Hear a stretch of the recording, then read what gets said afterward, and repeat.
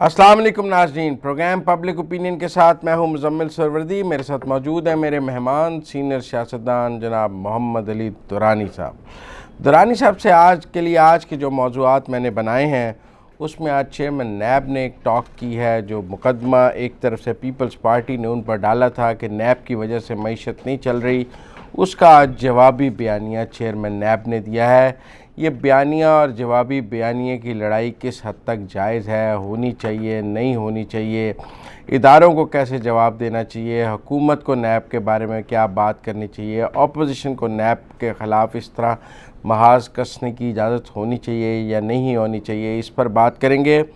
नून league में बहुत सी ख़बरें हैं। उन्होंने पब्लिक अकाउंट्स कमेटी के चेयरमैनी जो लड़ कर ली थी आज राना तनवीर को दे दी है। शहबाज शरीफ साहब ने पार्लिमानी लीडर ख्वाजा आसिफ साहब को बना दिया है। ख़बरें तो और भी हैं नून लीग के हवाले से कि शहबाज शरीफ माजूल हो रहे हैं, नहीं हो रहे, वापस आएंगे, नहीं आएंगे, या ये सब कुछ आर्जी है। जानेंगे मोहम्मद अली दुरानी साहब से। मोमन डैम का इफ्तिताह हुआ है। बड़ी कहानी है कि 50 साल पाकिस्तान में डैम नहीं बन सके, 50 साल बाद किसी डैम का संग बुनियाद रखा गया है। कुछ दुरानी साहब से जानेंगे कि इन 50 सालों का ज़िम्मेदार कौन है, एहतसाब किसका होना चाहिए। बीच में 2 फ़ौजी आमर भी 10-10 साल गुजार के गए हैं। सिर्फ जमहूरी हुकूमतों को तो ज़िम्मेदार नहीं ठहराया जा सकता। कुछ आई डॉक्टरों ने हड़ताल की हुई है, लाहौर के अस्पताल बंद हैं और रिंग रोड पर एक जगह है जहाँ भैंसों का डेरा है। सड़क के किनारे PHA कुछ नहीं कर रहा। कुछ अवामी इशूज़ पर भी सियासत से हटकर बात होनी चाहिए, हमने कहा दुरानी साहब के साथ। तो शुरू करते हैं। अस्सलाम वालेकुम दुरानी साहब। वालेकुम अस्सलाम। दुरानी साहब, एक बयानिया जरदारी साहब ने बनाया कि नैब और मईशत इकट्ठी नहीं चल सकती। आज चेयरमैन नैब साहब ने उसका जवाब दिया। मैं दोनों आपको सुनवाना चाहता हूँ ताकि फिर उस पर बात हो सके। ज़रा पहले जरदारी साहब का और फिर चेयरमैन नैब साहब का शॉट चलाएँ। नैब चलेगा या फिर इकॉनमी चलेगा, दोनों साथ नहीं चल सकते। या तो नैब चलेगा या फिर इकॉनमी चलेगा, दोनों साथ नहीं। नैब चलेगा या इकॉनमी चलेगी साथ। आज चेयरमैन नैब साहब ने जवाब दिया है, वो भी सुन लें। ये कहते हैं कि जी नैब और मईशत साथ साथ नहीं चल सकते, वो गलत कहते हैं। उनको कहना ये चाहिए कि जी नैब और करप्शन साथ साथ नहीं चल सकते, नैब और मईशत साथ साथ चलेंगे। हर शाम को ये सुना जाता है कि जी नैब काला कानून है। कोई ये नहीं बताता कि इसमें काला कौन सी जगह पे है। आपने सिर्फ इसलिए ख़त्म नहीं किया कि ये दूसरों पे लागू था, जब आप पे लागू हुआ तो आपने कहा जी ये काला कानून। अच्छा, सिर्फ जरदारी साहब नहीं, बिलावल साहब भी। खैर दोनों का इधर नून लीग में तो बयानिए की भी लड़ाई है ना। पीपल पार्टी में कम से कम बयानिए की लड़ाई नहीं है, एक ही बयानिया है। ज़रा बिलावल साहब को भी सुन लें जी। एक बयानिया ये है कि इस मुल्क की मईशत बैठ गई है और उसका ज़िम्मेदार नैब है, और एक आज चेयरमैन नैब। आप किसको ज़िम्मेदार ठहराते हैं? बिस्मिल्लाहिर्रहमानिर्रहीम। मुज़म्मिल साहब, मुझे कराहत महसूस हो रही है अपने पूरे क़यादत से, सियासत से, मुल्क में ऑन गोइंग चीज़ों से। हर चीज़ को खलत मलत किया हुआ है। भाई नैब का और मईशत का आपस में क्या ताल्लुक़, नैब का और मतलब सियासत का आपस में क्या ताल्लुक़। भाई नैब एक एंटी करप्शन का एक महकमा है, ठीक है ना, जिसके लिए कानून जो है वो बना था, इनके दौर में भी चलता रहा, उसके तहत वो अपना काम कर रहा है। उसकी जो ड्यूटी है वो अपनी ड्यूटी कर रहा होगा। तो इसमें क्या एतराज़ है आपको जिसकी आपको रिलीफ नहीं मिल सकती, जिसकी वजह से आप मईशत को ख़राब कहते हैं या अच्छा कहते हैं। तो मैं इस सारा जो ये पूरा इस वक्त एक माहौल बना हुआ है, जिस माहौल को लेके चल रहा है हर कोई पाकिस्तान में, मैं इस माहौल को बिल्कुल एक फर्जी, आर्टिफिशियल और नकली माहौल समझता हूँ। पहली बात, नैब के तमाम कवानीन और नैब का जो काम है वो उसको पार्लियामेंट ने दिया हुआ है और वो अपना काम कर रहा है। आप इतराज़ कर सकते हैं उसके ऊपर। नैब का मईशत के ऊपर क्या असरात हैं और क्यों पड़े हैं, क्यों नहीं पड़े, उसके ऊपर बात हो सकती है। हमारा जो असल मसला है, मैं उसकी तरफ निशानदही करना चाहता हूँ, और वो ये है कि दुनिया भर के अंदर 2 कवानीन होते हैं अकाउंटेबिलिटी के। हमारे मुल्क में भी 2 ही हैं। एक अकाउंटेबिलिटी होती है हुक्मरानों की, और एक अकाउंटेबिलिटी होती है बाकी पूरे माशरे की। हुक्मरान जो अपने आप को क़यादत के लिए पेश करते हैं, उनकी हैसियत वो नहीं होती जो एक बिजनेसमैन की होती है, ये एक आम आदमी की होती है। बल्कि दुनिया में तो ये रवायत है कि अगर किसी सियासतदान पे इल्ज़ाम लग जाए तो वो बेशर्मों की तरह खड़ा होकर आगे से सीने निकाल के साबित करो या उसको पकड़ो या मुझे पकड़ो, वो इस्तीफे दे दिया करते हैं। जितनी एक्विजिशंस और जितने अप्रूव और जो परसेप्शन आपके सियासतदानों का इस वक्त है, जो बेशर्मी के साथ इस वक्त खड़े होकर तकरीरें करते हैं, दुनिया का कोई भी मुल्क होता तो इन्होंने ज़मीर की आवाज़ के तहत रिज़ाइन कर देना चाहिए था। लेकिन अगर वो भी ना हो तो दुनिया के अंदर पेप का एक वर्ड इंट्रोड्यूस हुआ है, जो मैं पाकिस्तान में सबसे पहले पिछले 8 साल से उस पर बात कर रहा हूँ, कि पॉलिटिकली एक्सपोज पर्सन। जो पॉलिटिकली एक्सपोज पर्सन्स जो करप्शन करते हैं या उनके जो एसेट्स बियॉन्ड मीन्स होते हैं, उनको कोई मुआशरा नहीं माफ करता, कोई एमनेस्टी स्कीम उन पे अप्लाई नहीं होती, बल्कि उनको एक बेदर्द, बेरहम और बेलचक एहतसाब से गुजरना पड़ता है। ऐसा एहतसाब होता है कि हुक्मरानों अपने आप को फांसियां दे लेते हैं और खुदकुशियां कर लेते हैं। ये वो बेशर्म हुक्मरान हैं जिनको इस चीज़ का एहसास ही नहीं है। हाँ, बाकी जहाँ तक ताल्लुक़ है हमारी बिजनेसमैन कम्युनिटी का, ब्यूरोक्रेट्स का, या दूसरे जो ब्यूरोक्रेट्स भी थोड़े से पॉलिटिकली एक्सपोज पर्सन्स की तरफ चले जाता है मामला, लेकिन माशरे के जो बाकी तबकात होते हैं उनको तमाम दुनिया जो है वो डिफरेंटली हैंडल करती है। और ये तफरीक UN कन्वेंशन अगेंस्ट करप्शन 2003 में भी मौजूद है। पर पाकिस्तान में एक मसला है ना, हमारे यहाँ सियासतदान भी वही हैं, बिजनेसमैन भी वही हैं। जब सियासतदान बैठता है तो फिर आप समझें साथ साथ शुगर मिलें भी बैठ जाती हैं, सियासतदान बैठता है तो इंडस्ट्री भी बैठ जाती है, ओवरलैप्ड है। फिर क्या करेंगे? देखें, जहां तक आपके यहाँ एक एक दिन में सियासतदान जो है वो 11-11 कंपनियां बना के 20-20 मिलियन लगाते हैं, जहां पे हुक्मरान वापस आते हैं। अभी मियां साहबान के बारे में जो नए केसेस सामने आ रहे हैं कि जनाब और आ रहे हैं जिसमें के अरबों के कर्जे पे ऑफ कर दिए, वो पैसे कहां से आए अब उसका पूछा जाएगा। उसका कोई पता ही नहीं कि वो मनी लॉन्ड्रिंग से आए, कहां से आए। अरबों रुपए के कर्जे ले लिए, उसके लिए जो गारंटीज दी वो कहां से आई, वो भी अभी पता चल जाएगा। मतलब हुक्मरानी और बिजनेस, इसका आपस में कोई ताल्लुक नहीं है। जिसने हुक्मरानी करनी है वो बिजनेस से बाहर आए, और जिसने बिजनेस करना है वो हुक्मरानी से बाहर निकल जाए। ये डाकुओं को आपने बिजनेसमैन बनाया और बिजनेसमैनों को हुक्मरान बना दिया, और वो अब अपने पैसे के ऊपर, जिस्मों पे चर्बी चढ़ी हुई के ऊपर, और अपने दिमाग की जो उनकी एक फिरौनियत है उसकी बुनियाद के ऊपर पूरी कौम को बुली करते हैं। लेकिन फिर आप ये देखेंगे इस वक्त जो नैब के खिलाफ माहौल है, इसका जिम्मेदार कौन है? देखिए, नैब के खिलाफ माहौल के 3 जिम्मेदार हैं। एक वजीर आजम पाकिस्तान जिम्मेदार है। अच्छा, वो जिम्मेदार है, खुद भी जिम्मेदार है, ठीक है। एक अपोजिशन आपकी जिम्मेदार है, और तीसरा नैब खुद भी जिम्मेदार है। अच्छा, ये 3 जिम्मेदारान हैं जो इस मुकद्दस काम को करने वाले इदारे को खुद ही मुतनाज़ा बना रहे हैं। पहली बात मुझे ये बताएं कि वजीर आजम का क्या हक है। एक वजीर आजम किसी चूंटी को भी उल्टा नहीं टांग सकता कानून की रूह से, कुछ जाके वो किसी लीडर को या किसी करप्ट को उल्टा टांगे। एक वजीर आजम जो है किसी इंसान तो क्या, किसी बकरी को भी जेल में नहीं डाल सकता पाकिस्तान या दुनिया के किसी कानून के तहत। एक वजीर आजम जो है वो किसी स्क्रैच लगाने के मुजरिम को भी सजा नहीं दे सकता अदालत के अलावा। मतलब यह है कि वजीर आजम साहब तो को NRO तो दे सकता है ना। NRO क्या देना, NRO देने का तो इस्तेहकाक किसी के पास भी नहीं है। NRO वजीर आजम के पास है ना, कहां से आ गया? वो रोज कहते हैं मैं नहीं दूंगा, मैं नहीं है तो देंगे।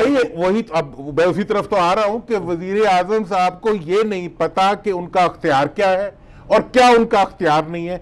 उनकी टीम को ये नहीं पता कि क्या उन्होंने कहना है और क्या नहीं कहना। उन्हें ये नहीं पता कि कौन सी बात वजीर आजम बोल सकता है और कौन सी नहीं बोल सकता। मियां नवाज शरीफ साहब जब नए नए वजीर आजम बने तो यहाँ अपना मस्जिद शोहदा के करीब एक खोखा था जिसे वो चने खाते थे बचपन में। उन्होंने कहा उन्होंने दे दो, ठीक है। उन्होंने कहा सर आप नहीं दे सकते, तो उन्होंने कहा फिर मेरे वजीर आजम बनने का फायदा। ठीक है। मतलब यह है कि वजीर आजम को कहां से इख्तियार मिल गया कि वो आवाम के माल को किसी के हवाले कर दे, और वजीर आजम को वो जो रोज कहते हैं मैं एनआरओ नहीं दूंगा, जब उनके पास इख्तियार है तो कहते हैं नहीं दूंगा। वजीर आजम साहब ने नैब और इस वक्त अकाउंटेबिलिटी के लिए जितना बड़ा माहौल बनाया था अपने हुक्मरान बनने से पहले, उस वक्त उनका हक था कि वो ये मुतालबे करते, ये एक्सपोज करते। आज उन्होंने अपनी कॉज को और अपनी ये जो करप्शन के अगेंस्ट जो उनकी कॉज है और जो मुल्क के लिए लूटने वालों के खिलाफ जो उनकी कॉज है, उसको सबसे बड़ा नुकसान जो है वजीर आजम ने खुद अपने बयानात से पहुंचाया है। वजीर आजम का आज भी कोई हक नहीं है, वजीर आजम का कल भी कोई हक नहीं था कि वो किसी के एहतसाब, किसी को पकड़ने, किसी को टांगने, किसी को ना छोड़ने, किसी को एनआरओ देने और किसी को ना देने की कोई बात करते। उनके जिम्मे में सिर्फ एक काम को हमने लगाया है, वो ये है कि एक्शन शुड स्पीक। उन्हें ये बताना चाहिए कि उन्होंने कौम के लिए क्या किया है। दूसरी बात यह है कि अगर उनको एहतसाब का हक है इस वक्त, तो उनको हक है उनके दाएं बाएं बैठे हुए लोगों के एहतसाब का, कि अगर उनके पास बैठा हुआ वजीर अदवियात कोई करप्शन करता है तो वो उसके खिलाफ रेफरेंस बना के अपने हाथ से जाके नैब में जमा कराएं। फिर मैं देखूंगा कि कौन सा बिलावल और कौन सा जरदारी नैब के खिलाफ बोलता है। बात तो ये है कि को जो अख्तियार है वो करते नहीं है, और जो अख्तियार नहीं है उसकी वो बढ़के लगाते हैं, जिसके नतीजे में नैब खराब हो जाती है। दूसरी चीज, मैंने तीन बात, अगर कोई इस पे सवाल नहीं, तीसरी कर। दूसरी बात यह है कि अपोजिशन का कोई हक नहीं है कि वो नैब के ऊपर, नैब का जो कवानीन है एसेट्स बियॉन्ड मींस का कानून का, कि वो ओनर्स ऑफ प्रूफ जिस पे इल्जाम लगे उसके ऊपर है, इसको खत्म करने की अपोजिशन भी कोशिश कर ले, हुकूमत भी कोशिश कर ले, ये नहीं कर सकते। ये बैनुल अक़वामी दुनिया से खारिज कर दिए जाएंगे। ये यूएन कन्वेंशन के तहत बनने वाला कानून है जिसको आप कोई तब्दील नहीं कर सकता। इन पे एफटीएफ पहले भी लगा हुआ है, इन पे 10 मुकदमे और ये हैं ही मनी लॉन्ड्रर्स के लीडर्स, इनको अंदर हो जाएंगे। तीसरी बात जो मैं कहना चाहता हूँ, नैब के चेयरमैन साहब से मेरी दरख्वास्त है कि आप अच्छा काम कर रहे हैं, खुदारा अपनी ज़बान को बंद करने का काम भी कर लें। आपके फैसले बोलने चाहिए, आपकी प्रोसिक्यूशन बोलनी चाहिए, आपके उठाए हुए इकदामात बोलने चाहिए। ये क्या मीडिया के चैनल्स और मीडिया का तूफान हमने खड़ा कर लिया कि कोई आदमी चुप भी नहीं करता। हर आदमी ने अपने मासूमियत और अपनी बालादस्ती को जबान के जरिए साबित करना होता है। ये जो कौमें होती हैं, नहीं, फिर आप मेरी बात सुनें। आप कहते हैं वजीर आजम चुप कर जाए और नैब का दिफा ना करे, आप कहते हैं नैब का चेयरमैन भी ना बोले और वो भी नैब का दिफा ना करे। ऑपोजिशन को तो आप चुप करा नहीं सकते क्योंकि वो कहते हैं कि आज़ादी है, हक है, राय ज़हार है। तो फिर इस एहतसाब का दिफा कौन करे? इस एहतसाब का दिफा सिर्फ एक चीज़ कर सकती है, वो फैसले हैं। किसी मुजरिम को पूरी दुनिया के अंदर, मैंने जैसे आपको कहा कि कोई वजीर आजम किसी चूंटी को भी सजा नहीं दे सकता अपनी तकरीर से या अपने किसी फैसले से, सिर्फ और सिर्फ अदालत सजा दे सकती है। आखिरी फैसला अदालत। दुनिया के अंदर एक ज़मीर की अदालत होती है और एक अदालत की अदालत, इसी अदालत अल्लाह के पास है और कोई निज़ाम नहीं है। तो इसलिए मैं ये समझता हूं कि आपने अगर मुल्क में एहतसाब करना है तो फैसले बोलने चाहिए। अगर हुकूमत एहतसाब में इंटरेस्टेड है तो आज के एहतसाब करे। आज के जो डाकू हैं, उनके पास बैठे हुए जो चोर हैं, जिनको वो हटा रहे हैं, बिठा रहे हैं, उनके केसेस भेजे। उनके साथ बैठे हुए मनी लॉन्ड्रर्स जो हैं उनको सॉर्ट आउट करे, 4 को सॉर्ट आउट करेगी। वजीर आजम को लोग पूजेंगे। अगर वो बयान देंगे सिर्फ माजी वालों के खिलाफ तो फिर वाले तो अब इक्तदार में नहीं है, अब तो जनाब आपके इक्तदार है और आपका एहतसाब है। और पर एक तनकीद ये भी है कि मौजूदा हुकूमत का एहतसाब नहीं कर रही और माजी का ज्यादा कर रही है। वो तो अगर देखिए, वैसे अपना हुकूमत का जो एहतसाब होता है वो हुकूमत ने खुद करना होता है। ठीक है, हुकूमत की जिम्मेदारी होती है। अगर ना करे तो नैब को करना चाहिए। बिल्कुल। मुझे ब्रेक लेनी है, ब्रेक के बाद वापस आते हैं, कुछ नून लीग की कहानी पे बात करते हैं। मिलते हैं ब्रेक के बाद।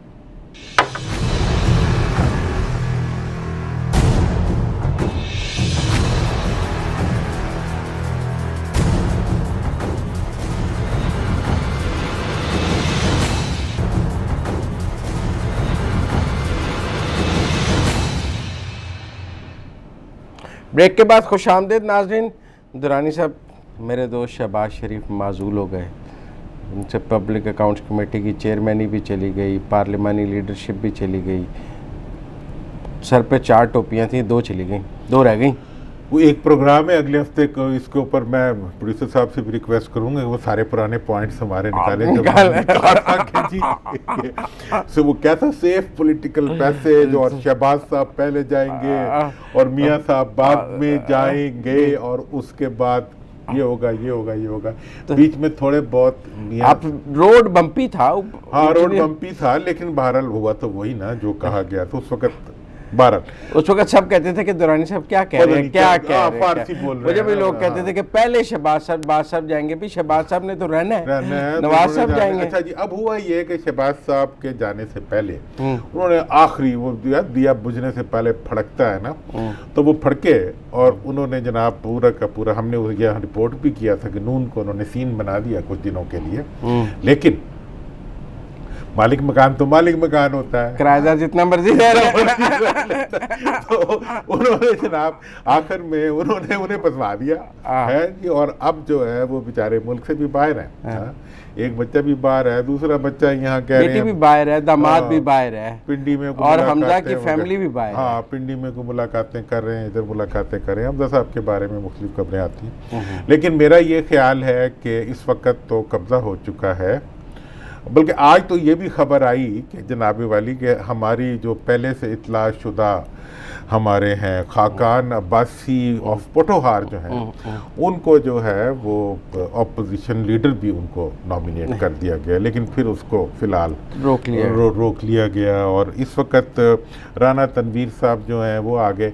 अब जो टीम सारी आई है ना, ये हॉक्स हों या ये मतलब लड़ने वाले लोग हों या कम लड़ने वाले लोग हों, ये हैं सब शहबाज साहब के नहीं, बल्कि मियां नवाज शरीफ साहब की टीम अच्छा अब आ गई है। अच्छा, और उन्होंने पार्टी के अंदर जो है मुकम्मल तौर पे एक दूर का नक्शा नज़र आए ना अगर पार्टी का, कि जो पार्टी का सदर कौन होगा। एक दफ़ा हमने पहले भी बताया कि राजा जफरुल हक ऑफ पोटोहार, अच्छा जी अपोजिशन कौन होगा, लीडर जनाब खाकान अब्बासी ऑफ पोटोहार, और बाकी भी इसी तरह के सारे लोग ये वो।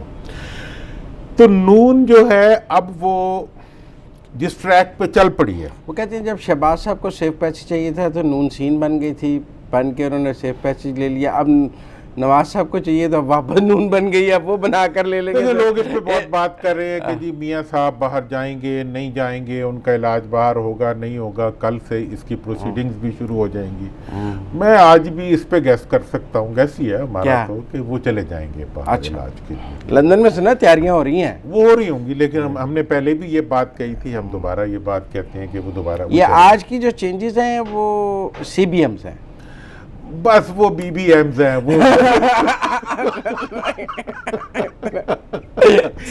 BBM का मतलब मैं कभी फिर बताऊंगा, लेकिन ये है कि वो जो है हमने तो BBM ब्लैकबेरी से सुने हुए हैं। हाँ, तो इसलिए ये जो है ये एक जो भी कुछ हो रहा है ये अब देखिए, एक बात मैं आपको बताऊं कि सियासी पार्टी हमारे यहाँ ये जो ख़ानदानी आमरीतों की बुनियाद पर बनी हुई सियासी पार्टियां हैं, अब शहबाज साहब को भी पता लग रहा होगा कि हम जो कहते थे कितनी बुरी चीज़ होती है कि पार्टियों में जमहूरियत ना हो और ख़ानदानी आमरीत हो, तो उससे ना अपने महफूज रहते हैं ना गैर महफूज रहते हैं। बारी तो अच्छी लग जाती है, बारी तो लगे या ना लगे, लेकिन ये है कि बारी उसी की लगती है जिसको ऊपर बैठा हुआ लगवाता है। ये जमहूरियत नहीं है, ये एक बदतरीन किस्म की आमरीत की शक्लें हैं जिनको हमने जमहूरियत बना दिया। ये जिन लोगों को आज ओहदे मिले हैं, हाँ, ये डमी हैं या ये अपने ओहदों पर अपनी मर्जी कर लेंगे? अभी देखें, अभी किसी को ओहदा नहीं मिला। राना तनवीर साहब को नॉमिनेट किया गया है, नॉमिनेट वो इलेक्ट होंगे ना, वहाँ तो होंगे, तो आप मिल कैसे गया?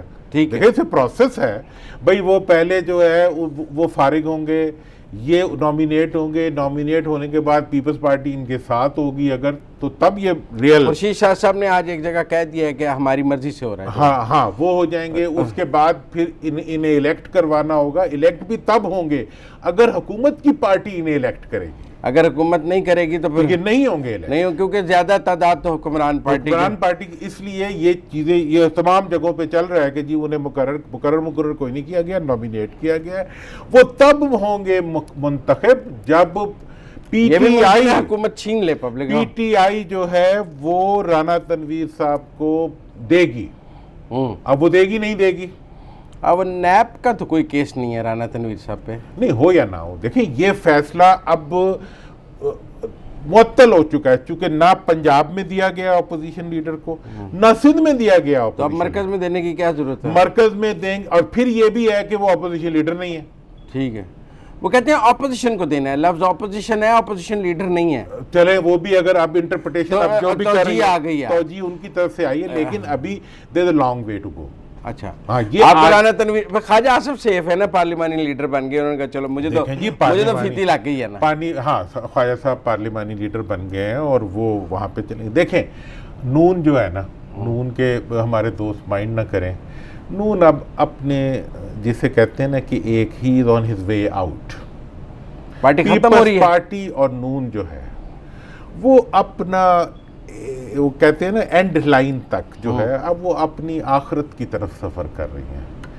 और ये जो आखिरत होती है, वो ख्वाजा शाद रफीक साहब ने ट्वीट किया कि क़यादत की तब्दीली जो है ना वो नई रूप हो जाएगी, जमूद जो है वो जहर होता है और ये जो है आबे हयात होता है। जमहूरियत में रूह जो होती है वो जमहूरियत होती है। आमरीत की रूह जिन सियासी जिस्मों में पड़ी हो, ठीक है ना जी, वो आखिर में जो है वो जान नहीं। अब शहबाज साहब तो नहीं आएंगे और नवाज साहब चले जाएंगे, ना वो आएंगे ना वो जाएंगे, वो आएंगे नहीं। अवाम कोई पागल के बच्चे हैं कि वो उन लोगों के पीछे चलेंगे जो इस मुल्क में ना इलाज पसंद करते हो, ना रहना पसंद करते हो, ना बच्चों को रखना। दुरानी साहब इस पर इख्तिलाफ है, पहले भी वो बाहर रहे हैं, वो कहते हैं वोट बैंक कहीं नहीं जाता, वो कहते हैं हम 10 साल बाद भी आए तो हमारा वोट बैंक हमारा ही है। अल्लाह उनका सब कुछ कायम रखे, उनका ही है, इस मुल्क के अवाम भी हैं। लेकिन मैं एक बात बताना चाहता हूँ कि पुलों के नीचे से हमारा एक दोस्त है, वो कहता है उस वक्त ये नहीं था। अच्छा, हाँ, सोशल मीडिया नहीं था, नंगे हुए हो तुम्हारे पास कुछ बचा नहीं है इस मुल्क की सियासत में, किसी के पास भी कुछ नहीं बचेगा। हुक्मरान भी मैं यही कहना चाहूँगा कि वो अक्ल के नाखून आज भी ले लें, और ना ईमान से किसी की दास्तान भी ना होगी। दास्तान ये पुलों के नीचे से इतना पानी गुजर जाएगा कि कोई मिलेगा भी नहीं। आज मोमन डैम का इफ्तिताह हो गया, माशाल्लाह बहुत अच्छी डेवलपमेंट हुई। और मैं थोड़ा सा इसको अगर 2 मिनट हो तो मैं इसकी तारीख बता दूँ। 50 साल बाद इमरान खान साहब ने कहा है कि कोई नया डैम बना है। जब बना था पाकिस्तान की उन्होंने अयूब खान साहब का जिक्र किया कि अयूब खान साहब के ज़माने में। मैंने आपसे पूछना था डैम ना बने, लेकिन ब्रेक ना ले लूं पहले? चलें, ब्रेक ले लें, फिर आपकी बात दरमियान में कट जाएगी ना, बात कट जाएगी ना, बात भी करें। और मुझे भी पूछना है कि डैम ना बनने का जिम्मेदार कौन है? अब सारा का जिम्मेदारी सियासतदानों पे तो ना डाल दें दुरानी साहब। लिहाजा मिलते हैं ब्रेक के बाद। दुरानी साहब क्यों डालें?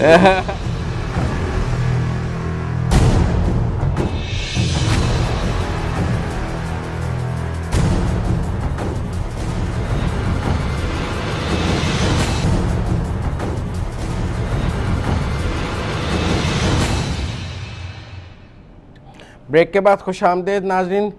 दुरानी साहब डैमों पे बात हो रही थी, ये भी बताएं 50 साल डैम ना बनने का जिम्मेदार कौन है? ज़ियाउल्लाह, मुशर्रफ, बेनज़ीर, नवाज शरीफ? जनाब इसमें बात यह है कि पहली बात तो यह है कि आखिरी जो डैम बना था वो अयूब खान साहब के ज़माने में बना था और गारबन तरबेला डैम ही था। और ये जो है, ये जो हमारी इंडस वाटर ट्रीटी हुई थी उसके रिस्पांस में बना था। ये अलग बात है कि इसके पैसे जिन दरियाओं की वजह से आए थे वो आज भी खुश्क हैं, लेकिन वो किसी दिन फिर बात करेंगे। लेकिन मैं आपको ये बताना चाहता हूँ कि आखिरी डैम जब अयूब खान साहब ने बनाया था, हम उस पर उनको खराज तहसीन भी पेश करते हैं, लेकिन उस वक्त भी एक तारीखी जुर्म हुआ था उनसे। जुर्म हुआ था? जी जी।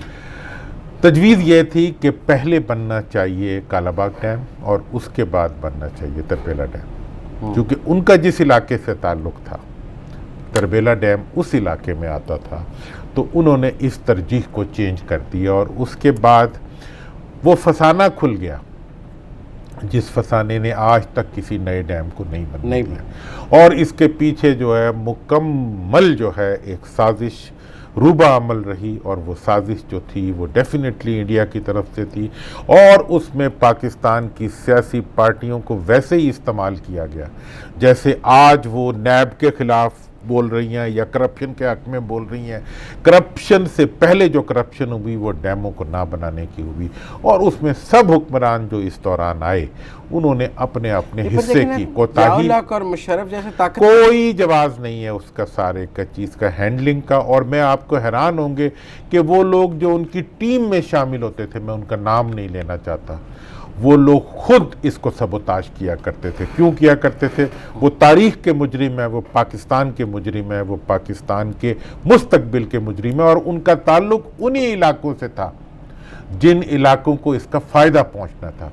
अगर डैम नए बनते सबसे ज़्यादा फ़ायदा सिंध को होता, सिंध से ताल्लुक़ रखने वाले लोगों ने इसकी मुखालफत की। सबसे ज़्यादा फ़ायदा बलूचिस्तान को होता, उससे ताल्लुक़ रखने वाले लोगों ने इसकी मुखालफत की।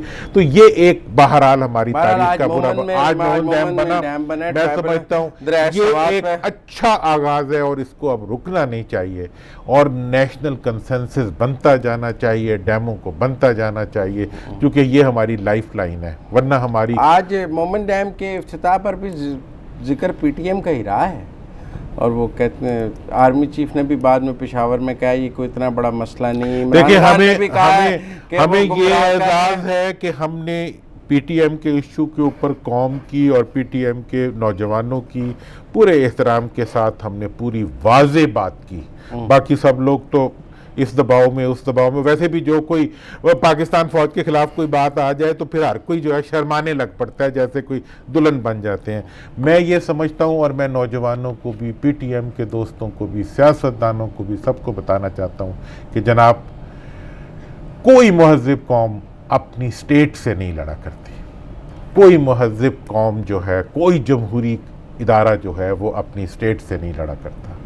जब आप फौज के खिलाफ नारा लगाते हैं तो आप फौज के खिलाफ नारा नहीं लगा रहे होते, आप पाकिस्तान की सालमियत के खिलाफ नारा लगा रहे होते हैं। आपके ऊपर होने वाली कोई भी नाइंसाफ़ी, कोई भी अगर ऐसा अमल है जिसको आप कहना चाहते हैं, उसके लिए आपको ज़रूरी नहीं है कि आप पाकिस्तान की जड़ों के अंदर जो है। लेकिन अगर ग्रीवियंस हो जाए फौज से तो फिर क्या करें? देखिए जी, ग्रीवियंस हो जाए तो अपना ग्रीवियंस बयान करेंगे ना। देखिए ये मेरी आपसे कोई नाराजगी है तो मैं आपके सामने अपना ग्रीवियंस रखूंगा, आपको तो नहीं दहशतगर्द कहूंगा, ठीक है ना जी। मेरा और आप भी क्या वो जी आपके जी आपने जो 20 साल पहले जो आपके पहले बैठे हुए थे उन्होंने जो काम किया उसकी वजह से दहशतगर्दी हुई, इसलिए आप दहशतगर्द, गलत बात है।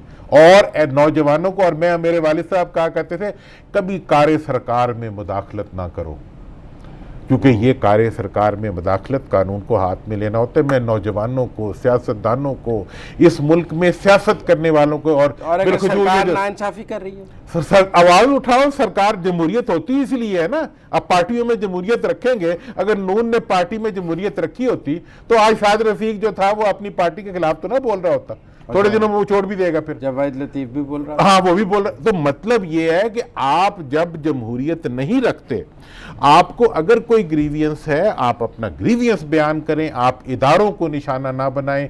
निशाना बनवाने वाले आपके दुश्मन होते हैं। और मैं ये भी बता दूं कि पाकिस्तान में जिस सियासी कुव्वत ने पाकिस्तान की सालमियत के जिम्मेदार इदारों को निशाने पे लेकर दूसरे मुल्कों की कार्रवाई की है, वो इस मुल्क की सियासत से, इस मुल्क के अवाम ने उन्हें बाहर निकाल दिया। और आप कल VOA का वो देख लें जो पीटीएम के इशू के ऊपर ने सर्वे किया, 85% लोगों ने DGISPR के मौक़िफ़ की हिमायत की पाकिस्तान में से। इसलिए आप छोड़ दें, इदारों को मत तनकीद का निशाना बनाएं। आप डॉक्टर उमर शफीक साहब लाइन पे हैं क्योंकि लाहौर में आज सारे अस्पताल बंद थे और डॉक्टरों ने हड़ताल कर दी, लोग इलाज नहीं ले सके। मैंने कहा जरा डॉक्टर साहब से पूछ लें, ये भी एक जुल्म है जो डॉक्टर करते हैं। अस्सलाम वालेकुम डॉक्टर साहब।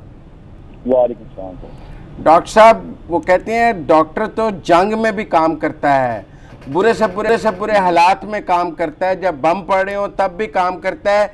ये हमारे ही ऐसे डॉक्टर हैं जो अमन में भी और अपने छोटे छोटे मुतालबात के लिए मरीजों का इलाज रोक देते हैं। नहीं सर, ऐसा मेरा ख्याल बिल्कुल नहीं है। सब हमारी एमरजेंसीज और इंडोर सर्विसेज में काम हो रहा है आज भी अस्पतालों के अंदर। नहीं, अगर ओपीडीज में इलाज नहीं होता तो फिर ओपीडीज बंद ही कर दें। आप समझते हैं ओपीडीज बंद करना कोई जुर्म ही नहीं है?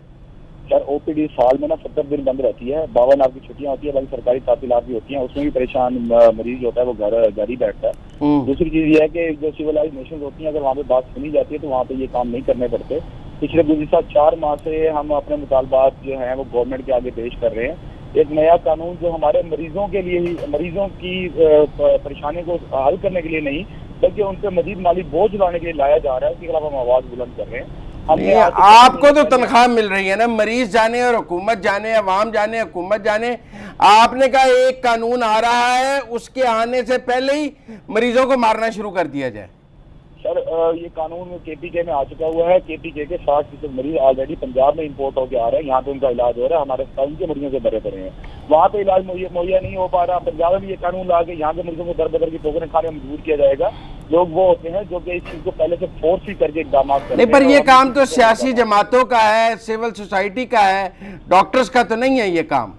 आपका तो काम नहीं है हड़तालें करना, आपका काम नहीं है सियासत करना, आपका काम तो है बुरे से बुरे हालात में भी इलाज देना।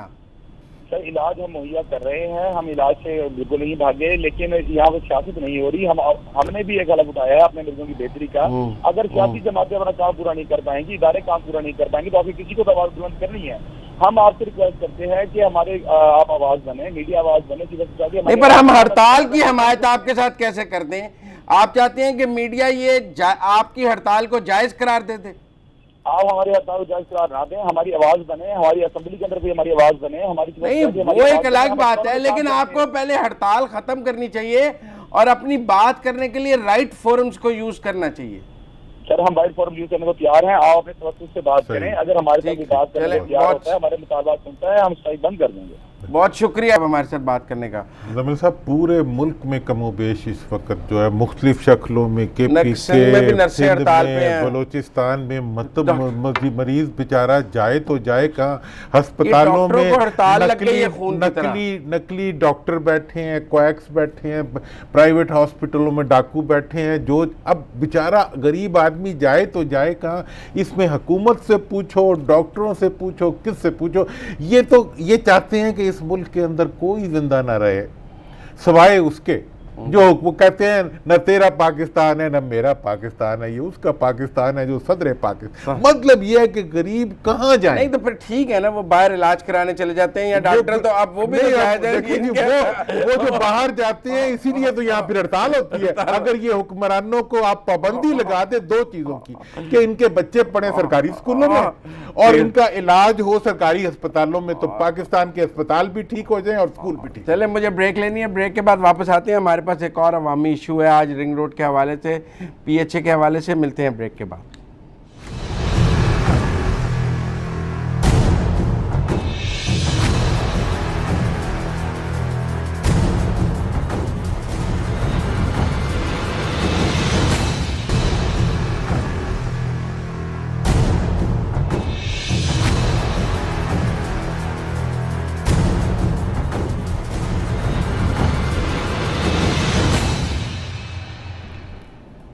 ब्रेक के बाद खुश आमदेद नाज़रीन। साहब, एक बात मैं डॉक्टर साहब से करना चाहूँगा कि दो चीज़ें वो चेक कर लें।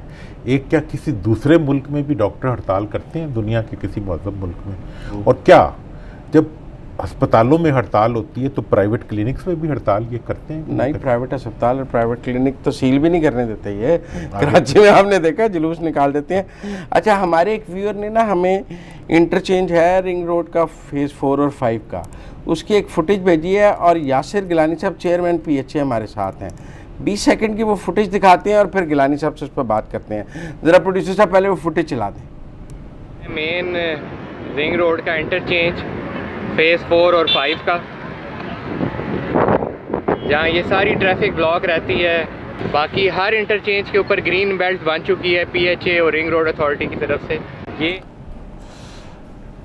यासिर गिलानी साहब जनाब, फेज़ 4 और फेज़ 5 का जो कमा हुआ इंटरचेंज है, बाकी तमाम रिंग रोड के इंटरचेंजेस पर ग्रीन बेल्ट और ग्रीनरी और वो पौधे लग गए हैं। ये वो आगे नवाज शरीफ इंटरचेंज है, वो बड़ा खूबसूरत सज गया है, पीछे वाला भी। ये कमा हुआ इंटरचेंज पे पीएचए को क्या प्रॉब्लम है कि वहाँ नहीं है कुछ? भैंसे जो आती और भैंसें भी गुजर रही हैं और वहाँ सब कुछ हो रहा है। मैं सर वर्दी साहब एक्चुअली मैं ट्रेवल कर रहा हूँ, मैं पिक्चर को नहीं देख पा रहा, लेकिन मैं नहीं हूँ, इसको मैं सुबह चेक कर रहा हूँ। हमने ये किया कि ये NHA की प्रॉपर्टी है और NHA हमें डिपॉजिट वर्क करवाता है। और आप ये देख लें, अगर इसका एरियल व्यू भी देखें तो जितने भी इंटरचेंज के लूप्स हैं वो वन ऑफ द बेस्ट आपको जो है वो इम्पैक्ट देते हैं। बड़ा अच्छा वहाँ पे हमने, हमारी लेबर ने, हमारे मालियों ने, मैं तो कमाहा इंटरचेंज की बात कर, मैं कमाहा इंटरचेंज की बात कर रहा हूँ। मैं इसको भी देखता हूँ। आप जरा खुद चक्कर लगाएं, कमाहो इंटरचेंज का, सुबह चक्कर लगाएं आप कमाहो इंटरचेंज का और देखें और बाकी इंटरचेंजेस से उसको कंपेयर करें, तो आपको लगेगा कि ये थर्ड वर्ल्ड, ये कोई बहुत बुरा है और इर्द गिर्द इंटरचेंज बहुत अच्छे हैं। उधर शायद नवाज शरीफ साहब रहते थे, वो बहुत अच्छा हो गया, इधर और लोग रहते थे, अच्छा हो गया, ये बीच में बेचारा माड़ा इंटरचेंज रह गया। नहीं ऐसा नहीं है, ये भी इंटरचेंज ऐसा है। हमारे 11 के 11 जो पॉइंट्स हैं वो बड़े वन ऑफ द बेस्ट हैं, लेकिन इसको मैं चेक करवाता हूँ। और आप मेक श्योर करेंगे कि PHA जो है लाहौर के अंदर जितनी भी प्लेसेस हमें अवेलेबल होंगी, हम उसको वन ऑफ द बेस्ट बना रहे हैं और उसको हम परमानेंट फीचर्स दे रहे हैं, परमानेंट ट्रीज दे रहे हैं। पहले सिर्फ डेकोरेटिव होता था, अब हमने सोशल सेक्टर को लेके बाकी लोगों को साथ एंगेज करके हम उसमें ट्रीज लगा रहे हैं ताकि वो वैल्यू ऐड भी करें। गिलानी साहब, इसमें जो एक एडिड फीचर है ना वो ये है कि सैकड़ों बसें जो हैं, सैकड़ों भैंसें जो हैं और आसपास की गलियों में मच्छर और मक्खियां जो हैं वो वहां पे एक तूफान का उन्होंने, और भैंसों की वजह से ट्रैफिक रुकी रहती है हर वक्त। हमें तो बड़ी अजीब लगा। हम आपको ये वीडियो अभी भिजवा भी देते हैं। DC को या कमिश्नर साहब को, क्योंकि वो अथॉरिटी के चेयरमैन है, उनको भी लिखना पड़ा, उनको भी ऑन बोर्ड लेते हैं, इसको चेक करवाते हैं। अभी हम आपको व्हाट्सएप भी करवा देते हैं, और अगर ये ठीक ना हुआ तो मंडे को हम दोबारा आपको प्रोग्राम में लेंगे कि आपने ठीक नहीं कराया, ठीक है ना? करवाते हैं, हम लोग इसको प्रॉपर्ली इसका टेकअप करते हैं। ठीक, थैंक यू यासिर जनाब सर। ये तो अब मैं तो वैसे बड़ा हैरान हुआ, ये हमारे जिन उन्होंने भेजी, व्यूअर ने भेजा था, मैंने कहा तो ये तो ऐसे लगता है कि जैसे ये लाहौर और रिंग रोड जिस पे लोग चढ़ते हैं वो दे के टैक्स दे के, वो वैसे बगैर टैक्स के चढ़ी हुई है सैकड़ों हजारों। ठीक है जी। और ये है कि उस इलाके के अंदर बसने वाले लोग, इसीलिए इन्हें क्वीन ऑफ द रोड्स कहते हैं ना। हाँ, इंडिया होती तो बात शुरू हो जाती, ये तो एक और बात है। बहरहाल ये तो है। लेकिन ओवरऑल लाहौर में डेंगू की सूरत हाल जो है वो, अब चूंकि मौसम बदल रहा है, वो सर्वे डेंगू का भी अभी तक जो शिकायत आ रही है कि अभी तक वो स्प्रे नहीं हुआ।